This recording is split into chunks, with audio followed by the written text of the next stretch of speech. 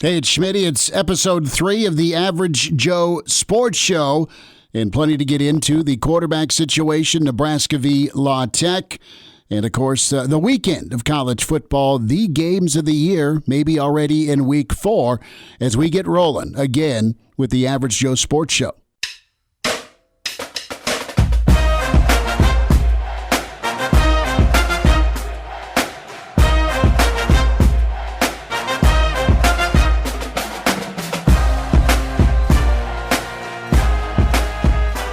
Welcome into podcast number 3. It's the Average Joe Sports Show with Bill Doleman, Mitch Sherman, Chris Schmidt, and Elijah Herbel. And always subscribe and find us with the Average Joe Sports Show on YouTube or the Average Joe Sports Pod. Follow that on Twitter. Mitch, Bill, Elijah, guys, how we doing? Good. Ready for a big weekend of college football. The biggest weekend of college football. It is. And, Louisiana Tech comes to Lincoln. Nebraska, a 21-point favorite. We'll get plenty of predictions.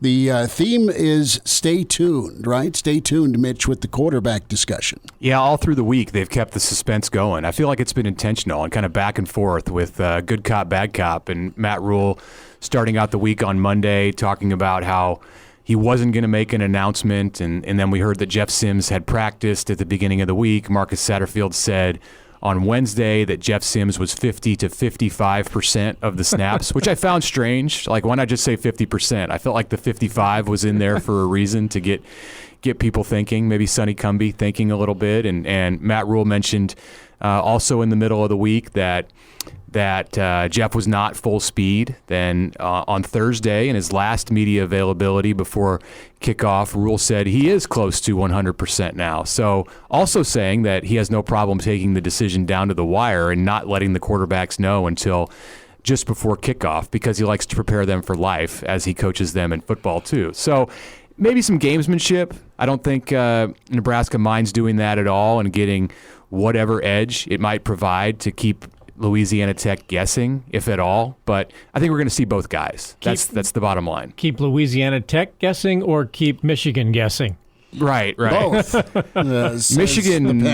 Michigan may not even be thinking about this right now. They do have the big game against Rutgers on Saturday, so I'm sure the Scarlet Knights have them completely consumed. Yeah, exactly. Knowing Harbaugh for sure. When we're talking about good cop, bad cop, is it fair to say Beverly Hills Cop, the top cop movie out there from back in the day? Is it? Or do you go Tango and Cash? Oh, jeez. Starsky and Hutch. Turner and Hooch. Nice call with Starsky and Hutch. That's well played. I mean, That's I'm going Police Academy, any one of the options. Okay, Police Academy is good. Oh, yeah, the Naked first Gun. one. There's so many good cop movies out there. Oh, Naked Gun. Naked Gun's a classic. Well, there's so few to choose from. Come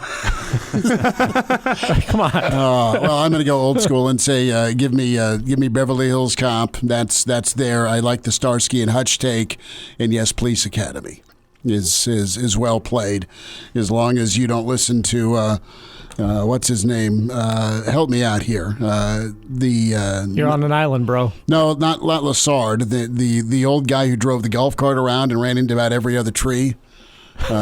Steve Guttenberg's character. Okay. Is that Matt Rule? Is he playing that role, or is that Marcus Satterfield? I want to know which the golf cart. Yeah, I want to know which one of the two of that is. Who's the good cop here in this scenario? They're both fine police officers, right? As they're trying to get Nebraska ready. But guys, the quarterback situation is going to be key. How much have you thought about just the fan reaction the first time Sims gets out there, or maybe it doesn't go perfect? I mean, it still seems a little tense with the fan base when it comes to what they saw last week with Harburg. Very steady, did well with his first start, and then the long memory with what Sims has done. I don't get the sense that there's near the intensity going into this game as there was last week. Because last week we really did not know if it was going to be Jeff Sims. And after 2 weeks of the turnovers, people were pretty fired up as to if Jeff Sims was going to be out there and there was going to be a turnover. I think they were ready to pounce. They've had an opportunity to take a breath, watch Heinrich Harburg play, and play efficiently and play well. That I they do not want to see Jeff Sims turn the ball over. There's no question about that. But I do think that people have that sense that, okay, we have a competent backup, or at least somebody who could start if we have to, that if there is a mistake, that somebody else can come in and play well. We've already gone through the Northern Illinois game, I think, enough. But one thing I would look back at is just the nervousness of fans heading into that game. I didn't get a sense on the field before the game that people were juiced up on a level that you'd normally see for a night game and a home opener and a coaching opener. Mm-hmm. And, of course, a lot of that has to do with just the way that the season started on the road. And then Nebraska comes out and has to call a timeout before the first offensive play. And Matt Rule even mentioned in the post-game interviews that he heard some boos from the crowd in that game, and there were groans from the crowd on the opening portion of the next drive when Harburg took a sack and fumbled, at the 5-yard line. So I think this week it is going to be more relaxed, and I do think the fans generally will have patience with these guys unless, as you mentioned, Bill, Jeff Sims turns the ball over. That's the one thing. That's the cardinal sin with Nebraska right now, and that's what's going to cause all that tension to come rushing back into Memorial Stadium. Well, imagine the scenes in Memorial Stadium if Sims and Harburg, God forbid, each have a turnover in the first quarter. Because you have that hope of at least there's a backup that takes care of the ball. Thanks, Dark Cloud. Can we just go through every terrible scenario that could possibly happen? I'm thinking lightning strike. I'm thinking maybe. weather. Yeah. You're going to have the proverbial, we're going to go back into the locker room, and it's going to be one of those situations where you got to try and get the motor started again, and it's 17-3, and folks are Elijah, screaming. what if Nick Henrich and Luke Reimer run into each other coming out of the tunnel, and they both get hurt? Let's go through all of these bad things. Where is the Nebraska voodoo doll? I am not bringing up Anthony Grant getting hurt, okay? I'm not going to be the one who does that. It's all on you, Elijah. I was just more it feels like there's been a real weight that's been lifted off of Husker fans' shoulders this week, seeing the performance of Harburg. I agree with that. And knowing that Husker fans, even if Harburg doesn't start, you feel like you have a guy that can take care of the ball in the back pocket, a guy that can at least manage the offense. And the Husker fans they go drive down to the liquor store if Harburg throws a pick in the first quarter.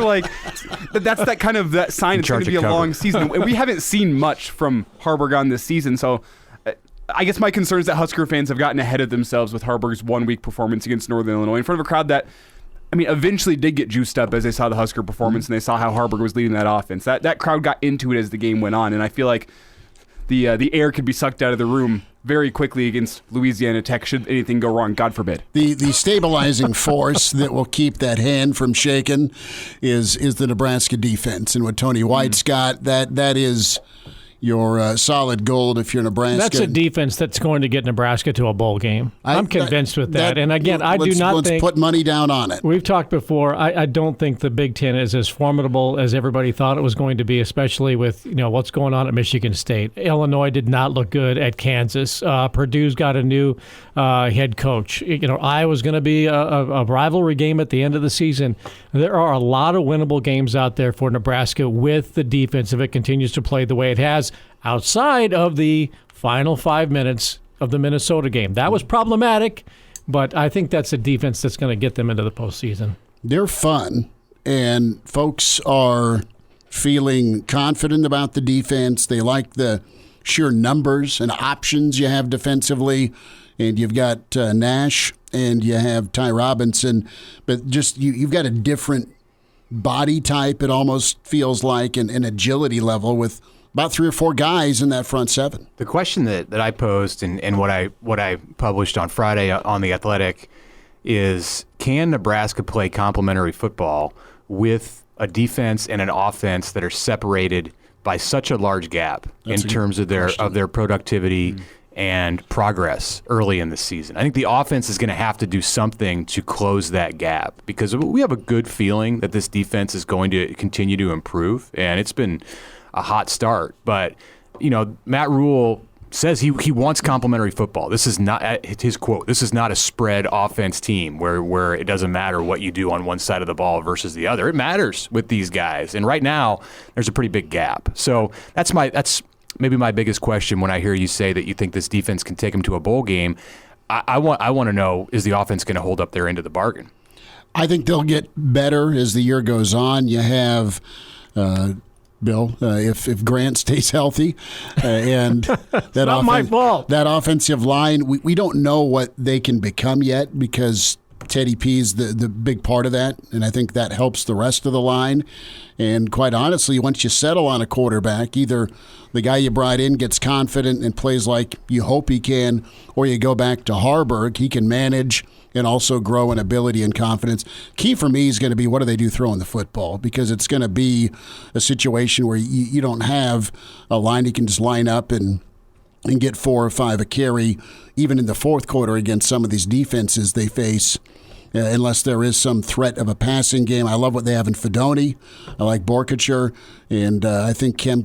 They have some options. Are they elite yet? No, but they are good enough to at least keep a defense honest with a balanced offense. I wonder, in a short answer, what you guys think about this question. So Nebraska loses 2 of its top 3 running backs, and you're faced with a situation where you're inexperienced and not real deep at the running back spot. So should Nebraska double down on its quarterback run game? That's one scenario. Or should it go to the air, where it ranks last in the Power 5 in both pass attempts per game and passing yardage per game? Well, I think Nebraska's just in a unique perspective where it's not doom and gloom despite the fact that you've lost your top 2 running backs, because how many schools in the country have a third-string running back that started nearly all the games on the team last season? I mean, Anthony Grant's an experienced guy to be a third-string running back, and I think you worry a little bit beyond Anthony Grant with Emmett Johnson and Quentin Ives. But at the end of the day, you look across the landscape of college football, and having one guy with some experience and then a younger guy backing him up, that's a pretty common story in college football. I don't think it's as doom and gloom as maybe I felt on Monday whenever I heard the injury news. You thought it's the end of the world, but then you sit back and you see what Anthony Grant's done. If you put the fumbling issues to the side, that's a talented, athletic running back, and one that's still in the top half of the Big Ten in terms of what I see with my own eye test. That's a good running back if the offensive line can open up some holes for him. And then you have some guys behind him where it's opportunity, but that's kind of the story in college football with most running back rooms. You need 2 backs for sure. I'm going to double down on the quarterback run game. Are you? Easy call for me. And you just pray that both can stay healthy. So you're going with the Frank Solich, Barney Cotton offense. I am absolutely. And Jamal Lord went 10-3 his senior year with that offense. You have 2 of them. You don't just have Jamal Lord and nobody else. You have 2 guys. And I think the thing about Harburg that struck me after the game and his comments, he's willing. You know, it's not as though you ask him to run the ball. He says, I'm not a conventional guy. I'm 230 or whatever, and I play that way. So if he is asked to run the ball, I don't think you have a guy who's going to be timid in doing so. So that helps. Obviously, Jeff Sims has proven that he can run the ball. He's not turned the ball over when he has run it, which is positive. Maybe, just maybe, the fullback gets a couple of carries here and there. So that you if you got to get 2 or 3, you don't put your quarterback at risk in a quarterback sneak or something like that you do let one of those guys just pound ahead for 3 yards and get the first down as opposed to your QB. I do think we'll see Barrett Liebentritt get the ball at the fullback spot. And I'm taking the other side of it. I'm saying that they need to air it out. Okay. That they need to up the pass, not throw it 40 times a game, but and I agree, Heinrich Harburg looks great putting his shoulder down in start number 1. How's he going to feel when it's week after week of Michigan and Illinois safeties hitting him on those runs? I don't think it's going to be the same kind of enthusiasm and intensity that he has running the football. I don't care if he's 260 pounds. Those guys are going to bring the wood. They're future NFL players, and that's not what he faced against Northern Illinois. So I think they have to open some things up in the pass game, whether that means make more of a concerted effort to get those freshmen somehow involved, even in limited opportunities to be able to catch passes, throw to the fullback, throw to Anthony Grant. He's a capable back out of the backfield. Be creative. Throw to Heinrich Harburg, whatever it has to be. Throw to Tommy Hill, although that hasn't worked so far through 3 games. To me, this is a team with the offensive line that it has that needs to throw in order to set up the run, as opposed to the opposite. Don't disagree at all on that, and I would err on the run game. I guess right now, Elijah and fellas, I trust that more, the quarterback run, than what Nebraska has throwing the football. I guess I just don't know how much more you can run the quarterback. You're already averaging almost 15 carries per game from your quarterback. I mean, and 21 from Harburg in the Northern Illinois game kind of skews that number just a little bit. But it got you 35 eventually on the board. But, I mean, you're getting 15 carries from your quarterback and 20, 25, depending on if you have a lead or not, from your running backs. Like, I don't think the formula is broken just yet. Maybe I need to wait and see, but I think you still have a competent back in Anthony Grant that can tote the rock 15 times a game. You have 10 to 15 for your quarterback, and then you have 5 to 10 for your backup guy, Emmett Johnson or Quentin Ives, or maybe a combination of both. I don't think it's broken just yet, and maybe I'll wait and see against Louisiana Tech and see what those guys behind Anthony Grant are, but I think you started to develop an offensive identity against Northern Illinois, and I don't think you need to throw that away and say, you know what, now that we're down 2 running backs, we got to start airing it out more. I think you can stick with what got you here and what got you a win against Northern Illinois, and maybe get into Big Ten play and you have to amend. But I don't think there's anything that needs to be changed as of right now with the offensive identity, because, as I just said, you've just started to hammer out what your identity can be this year. Average Joe Sports Show podcast. Find us on YouTube. That's Elijah Herbel, Mitch Sherman from The Athletic, Bill Doleman, Chris Schmidt, and find the Average Joe Sports Show on Twitter at AJ Sports Pod. Follow that on Twitter. Subscribe to both. Follow and give us some feedback. Download us on Apple, iTunes, and Spotify for the podcast. A thought or two, Mitch. We'll start with you on Louisiana Tech. Sonny Cumbie. Does Sonny Cumbie leave town with 70 points? I'm kidding, but that is the name that rings the bell with me back in 2004 in Texas Tech. Yeah, Texas Tech, 2004. That's a game that Nebraska fans don't want to remember, and a lot of them unfortunately do. It's the Bo Davis game. It's the first year of the Bill Callahan era, and he threw some guys to the Wolves, and Sonny Cumbie was the guy on the other side at quarterback for Mike Leach in Texas Tech. And also Louisiana Tech brings back some bad memories in a win for Nebraska when Troy Edwards? Tim Rattay and Troy Edwards had a field day at Memorial Stadium. But that was a 56-28 game. So, today I think Nebraska would take that kind of a thing, even with the 400 yards receiving. Maybe not that. If they can score 56 points, that's all the better. I think Evan Cooper would come out of that thing with steam coming off his head. Just a little bit. If they get burned for that kind of yardage. But Louisiana Tech, that's the kind of offense they play. And this is a Mike Leach disciple, of course, for his former quarterback in Sonny Cumbie, the Louisiana Tech head coach. So, get ready for the ball to fly around. The only thing that might stop it is the weather. Mitch, do you see parallels between what this Louisiana Tech team wants to do and what Georgia Southern tried to do last year when they came to Memorial Stadium? Yeah, they were high-flying. They were... Of course, I was out for that game with COVID on the couch. Have some memories of it, mainly that it was the final nail in Scott Frost's coffin. But the one game of the Frost era that I missed is the last one. And yeah, Georgia Southern was just they weren't worried about playing defense. They just said, "Give us the ball. We're going to go up and down the field."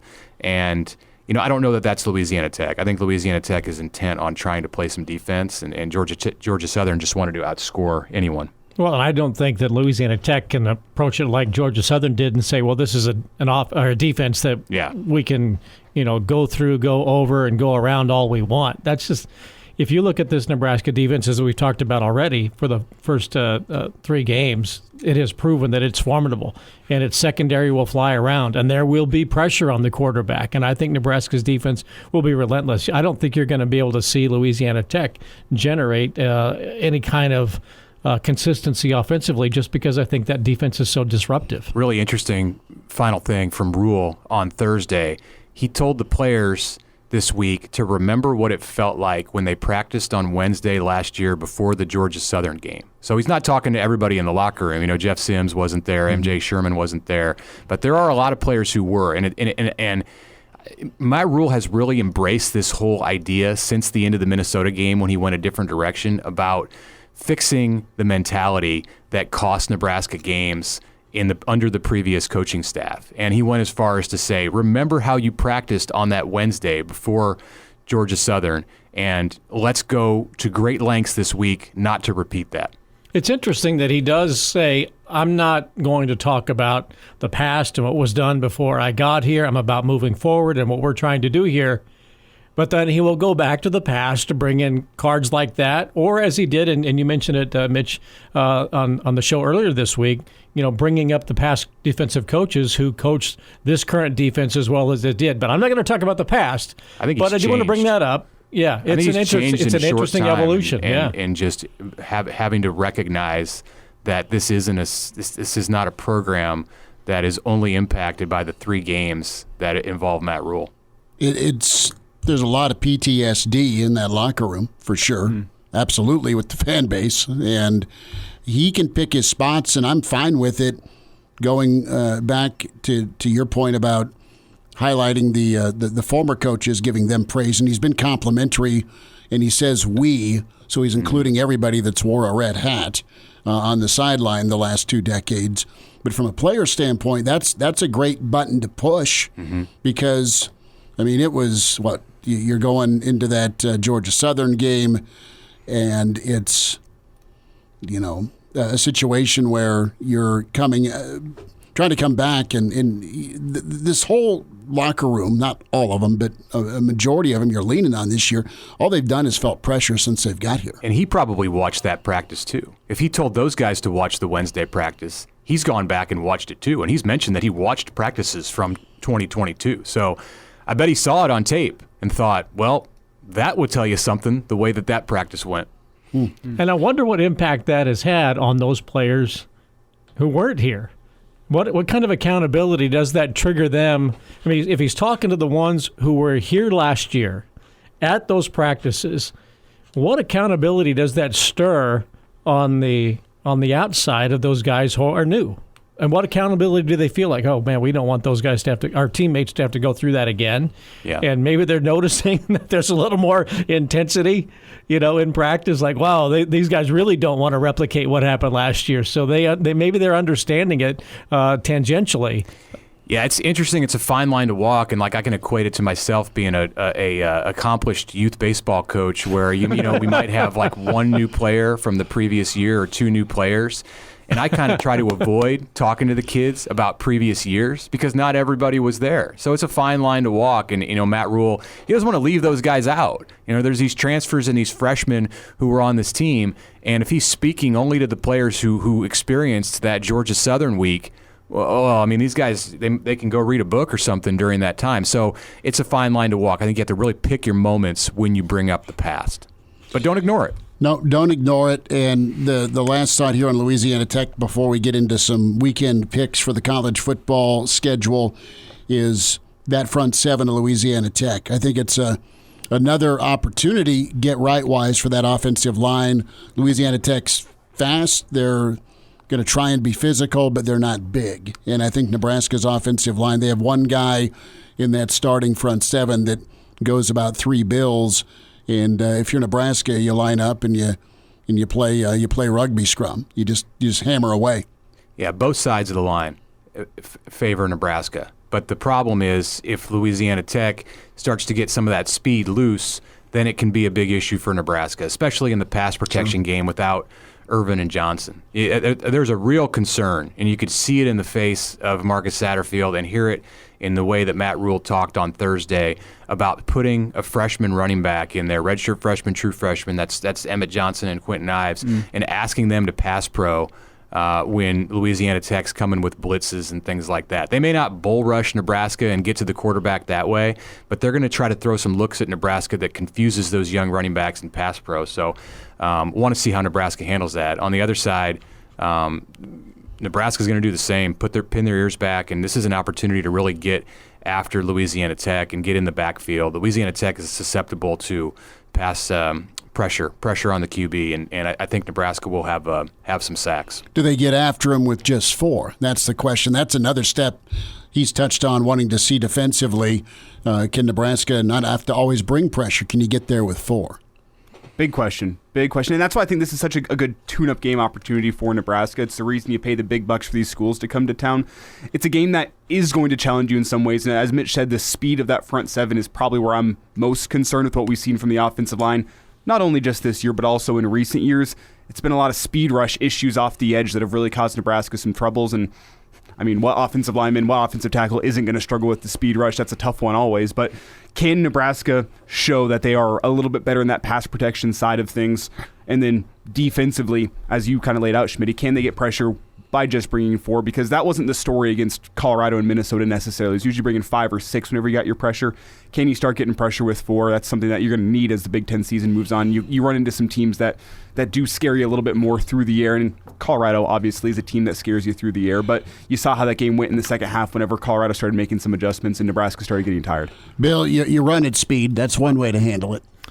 Yeah, but I'm more interested in the Matt Rule, Mitch Sherman coaching peer podcast that I think we need to start publicizing here. I'd like to listen to those youth baseball and college football. Schmidt and I have had many conversations about this, and problem is I've had a full Yeti cup. He's been actually in the third base coach's box. We'll have opportunities to pick up that conversation down the road about the. I got to find somebody to bribe to take my kid.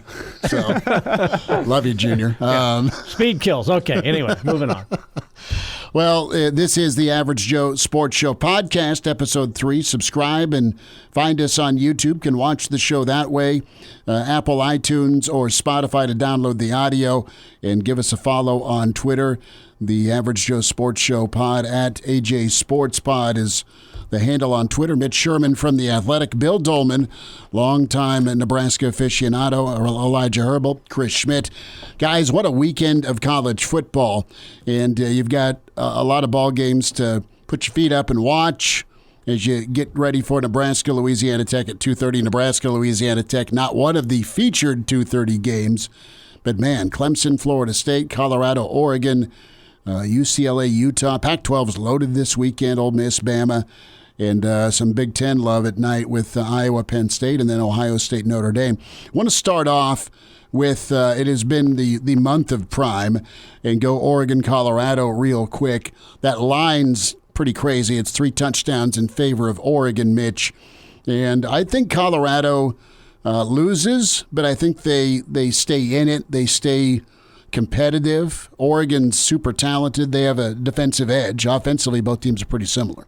Yeah, it's all a matter of whether Shedeur Sanders can stay standing up. Alive? Yeah, that's going to be the topic for Colorado, I think, going forward. And what a year to debut, or what a year for Deion and his son, and for Travis Hunter and all of this talent to debut in the Pac-12, because the Pac-12 is the best conference in the country.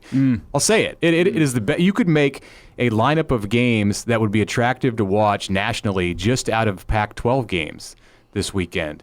So Colorado doesn't protect Shedeur well. No. And, unless they can find a way to make everything fast and quick like he did on that 98-yard drive to force overtime early Sunday morning and beat Colorado State, or tie Colorado State, force overtime, then they're going to be in a world of hurt. I don't know if it stays close. I mean, that 21 points seems about right to me. I think Oregon can overwhelm them in that environment. This is not going to be like walking into Fort Worth on the first weekend of September. That place now that Colorado has become this story, they go back out on the road. Ooh, they're walking into a lion's den up at Outson. Well, and Mitch, you kind of bring up an interesting point that it's an interesting hypothetical with all the talent in the Pac-12 this year. I wonder if the realignment that we saw this summer would be any different if the timeline was moved back by a year, all the realignment. If this was the final season of Pac-12 before they had to get to the negotiating table. It's an interesting hypothetical to discuss, and it's way out there. I just wonder if that would change anything. 100%. Yeah, it's 1 year, but I mean, you've got 8 teams in the top 25, and you've got. I mean, the Pac-12 is your most watchable conference this weekend. Well, it is with Prime and pulling 8 to 9 million a game, and then you have the quarterbacks that are on display. I mean, the best quarterbacks in college football are all in the Pac-12, aside from Notre Dame. There's no way the league falls apart after a season like this. No, yeah. Fox is probably kicking itself for not projecting that they could have dropped some money on a Pac-12 conference and kept it going. Yeah. I mean, it is. It's the reality. It's falling apart, which, by the way, there's an Oregon State State game out there at 6 o'clock on Fox on Saturday night that is intriguing in the sense that these two teams are being kicked out of the Power 5 after this season, and they're both nationally ranked and playing in possibly the best conference in the country. So that one, I'll watch that just for that reason. Well, but it's the Pac-2 championship game. It is. It is the Pac-2. Wow. There will be a trophy. Can you get a T-shirt or what's the winner get? Real quick on this Oregon-Colorado game, this is a matchup, arguably at this point, the matchup between the two best quarterbacks in the country. Bo Nix, 77% or something like that of his pass completions, almost 900 yards through 3 games. They had the awful game against Portland State, but Shedeur Sanders is the most exciting player right now, and I'm sure that everybody has him first on their Heisman ballots for whatever that is worth. But he's going to have an incredibly difficult test this week, and no Travis Hunter. But the matchup with the quarterbacks, not that they match up, but that's a marquee. Sanders and Bo Nix in that game in Oregon. Otson's incredibly tough to go play at and win. It's not a night game, but it's 2:30 and high noon for those two teams to kick off. So I like Colorado to cover. I like Oregon for the outright win. And the other ball game to look at in the morning session, Florida State Clemson, danger zone here for Clemson. Alabama's kind of on that same plank as well. Florida State, to me, too much run game, too solid at quarterback, and I just think the Noles are confident, and they should be after what they did to LSU. Everybody wants to throw dirt on the graves of Dabo Swinney and Nick Saban. Like, what a turn college football has taken. Both of these guys got caught flat-footed. Dabo intentionally in how they've handled the transfer portal this season, and it's changed college football. The transfer portal obviously has. I mean, look at Colorado. They're the story of the whole sport or the whole sporting world, and then you have Alabama and Clemson who've taken different approaches to this portal situation, and they're both suffering, already having lost games and going through what I think people think could be real down years in both Tuscaloosa and Clemson. So I like Florida State to go into Clemson and win this game. They're on the upswing with Mike Norvell, and I think that 2-point line as it sits on Thursday is maybe not large enough. Take the Noles to cover that. It's touchdown. It's where I'm at with it too, and I think it's the run game. I think Florida State can send a thank you to Boston College. Giving us a little wake up. Giving us the early season scare. Thank you very much. And I'm sure that Norvell has his Seminoles extremely well focused, as if they weren't already on Clemson. Perhaps maybe that's due. What happened at Boston College is due to the looking ahead a little bit, but he's got their attention. And this is a program for Mike Norvell, establishing game to go win there, which I think they will. Mm-hmm. Me personally, I might be a little biased. I have some skin in the game. I'm starting Clemson's defense in my college fantasy football league. Well, there you go. So they've carried me over the past couple weeks. I appreciate them. They love generating turnovers. One thing I'll say, my team is fantastic. I picked up Travis Hunter in the last round of the draft. Nobody thought he was going to be a wide receiver this year, so I got the value Just Elijah pick. Herbel. Oh, yeah. I knew it. Of course, I work in this industry. So I picked him up, and that's been just carrying my fantasy football team. Malik Neighbors last week was great for me. I digress. My fantasy team, it's going to win the whole thing. But my biased, 55 points is the total in Clemson, Florida State. I think it's below that. I think both these teams like to run the football. I think they're both going to try to shorten this game. I don't see it reaching 55 points, but I'm with you guys. I think Florida State's the better football team. I like your call with the unders, 27-20 type ball game possibly. Let's go to Bama and Ole Miss. And you've had Lane, who no doubt remembers his session with Saban. Is that a conversation or is that an ass chewing? And it's a lot of ass chewings over the years by Saban, but Lane's thankful for that. You've got a quarterback advantage decidedly with Ole Miss. Ole Miss has done it before, but not under Kiffin. And Bama has gone back to their original starter. The offensive line, Mitch, has been the issue with Alabama. It's easy to just say, all right, it is the end of the Saban run. No more dynasty. Here comes Ole Miss to win. And, oh, by the way, you can get about a touchdown because I think the spread 6.5, Bama's favorite. Yeah, this game's in Oxford, and I think Lane Kiffin just continues to try to get under the skin of Nick Saban. I don't know really if you can do that. I mean, Saban's been through everything in this sport. It's more getting under the skin of Alabama players maybe and Alabama fans and just firing everybody up. But he loves to poke the bear. And he's been doing it this week, saying that Bama's made a change at defensive coordinator when Nick Saban has not announced anything. So Kevin Steele, the former Nebraska assistant coach, involved in that little contrived controversy from Lane Kiffin this week. But I like the Rebs to win this thing. Wrong team is favored in this game. Kevin Steele's story? Actually, this game's in Tuscaloosa. Yeah, it is in Tuscaloosa. That's the thing, is Vaught Hemingway would have been rocking for this one. Schmidt knows me. Ole Miss is my adoptive SEC Elijah team. would have been down at the Grove. We can tell a good Kevin Steele story at another time, perhaps during recruiting season. But I you know what? Steve Sarkisian got Alabama. I think something's going to happen with Milroe having a good game, and I think Alabama's going to win it. You're not ready yet. I am not ready yet. All of a sudden, Saban can't beat his former assistants. That's the new trend here. Because it happened once, and then it happened with Jimbo too down at A&M. Kirby has done it. Kirby. Well, Mitch, you kind of said it last segment though, with people, piling the dirt onto Alabama and to Clemson. It's their funeral.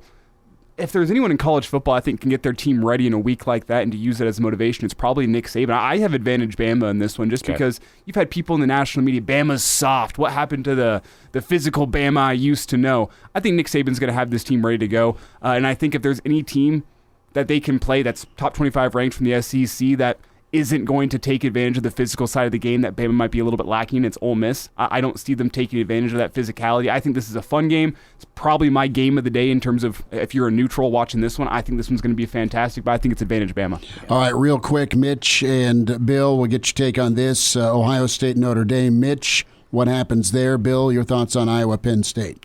Okay, so Bill mentioned the quarterback matchup in Eugene with Bo Nix and Shadur Sanders. I think the quarterback matchup in this one is, well, with Sam Hartman at least at Notre Dame. And we'll see with Ohio State if it comes to fruition. The game you really got to look at for Notre Dame is a few weeks down the road when Hartman matches against Caleb Williams from USC, because those might be two of the three or four best quarterbacks in the nation.